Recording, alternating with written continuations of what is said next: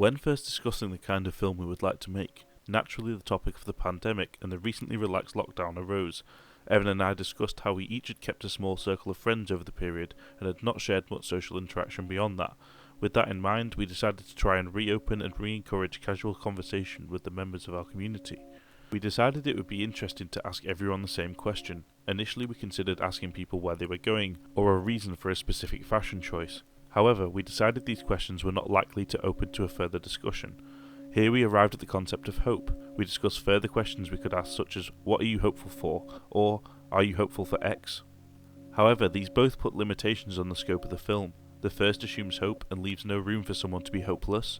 The second forces our participants to answer in a specific context, which would make many of the answers have a lack of diversity. In a discussion with our tutor Greg Bevan, he pointed us in the direction of Chronicle of a Summer.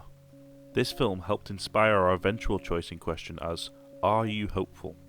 Expanding upon the filmmaker's ideas, giving it new life in the context of post-lockdown Britain, I think this choice in question worked exactly as we wanted. It let our participants open up as much as they would like to, or simply answer yes or no, both equally valid responses. Evan and I had discussed that given the context of our film, we should include some responses from social media. Social media had become the language of lockdown, the primary way of communicating throughout the pandemic. This had two benefits. It increased the scope of the project, not only applying to Aberystwyth, but to the country at large, and gave a voice to those who were still stuck inside for a variety of reasons. When discussing how we could include this in the film, we decided on a multi-platform documentary. We designed a website that could both host the film and the social media responses as screenshots separately. Further to this, we could host a forum where the audience could further respond to our question.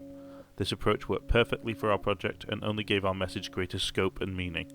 This project was a fascinating learning experience from a filmmaking standpoint. We began filming this project in a very traditional interview style.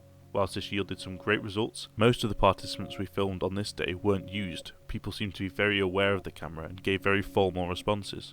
The next time I filmed with Guion, where we experimented with camera placement. Moving the camera away from participants resulted in a less formal shooting environment that resulted in more personal and real answers. To further the experiment, we brought in another interviewer, Tatiana. She had never been taught interview techniques and brought even more informality to the project.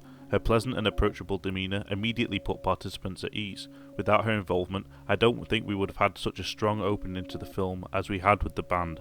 I'm very glad we experimented with our techniques. Each say so much about camera presence and how it affected the answers.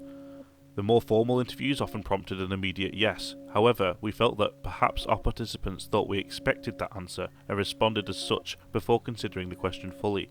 This meant some, when pushed for more information, could not explain their position or in some cases contradicted themselves. Overall, I was very pleased with the answers we got. This variety of answers inspired how I, as the editor, structured the film.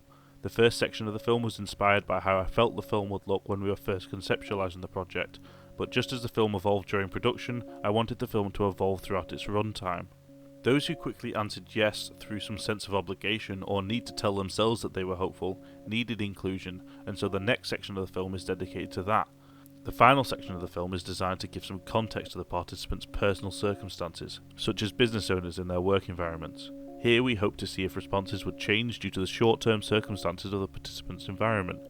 I believe this structure is quite effective. The audience learns the lessons we did alongside us and therefore feels suitable for the project. Upon reflection, the social media responses introduce some bias. The very nature of social media means that we must know the person we are asking, personally, to some degree. Whether they are old acquaintances or current friends, it limits the scope of our project to people we know. Further to this, there must have been a conscious decision to ponder who we were comfortable approaching, leaving out people that we might have expected not to respond, or in some cases even give us a boring answer. This bias is specifically why we introduced the forum on our website, to ask the question to anyone, no matter their relationship to us, so that their voice could be heard. This film was an amazing experience from start to finish. Beginning as a simple idea to re-engage with our community, it developed into a project about much more. As a film, it became a piece not only about hope, but a learning experience about camera presence and participation. It expanded into an online space to give a voice to those we could not interview directly, eventually allowing anyone to be a part of our documentary as long as they visited the website. Overall, I'm very pleased with how the project turned out, and proud of what Evan and I accomplished.